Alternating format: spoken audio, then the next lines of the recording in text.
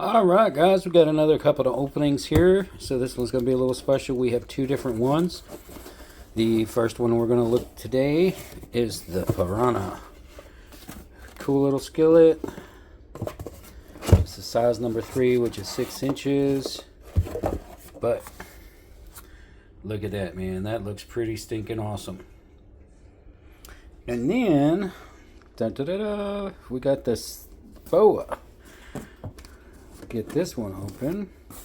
Slide the box up so I can get under it. Alright, here we go. Alright, there she is. And we'll pull this one out and look at it. Look at that. That's the 8-inch. The Anaconda's the 6.5. The only one left is the Jaguar, and it is supposed to be here tomorrow. We shall see.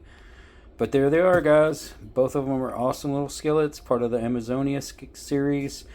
Like I said, they were limited, so I went ahead and grabbed them. Hope everybody has a great one.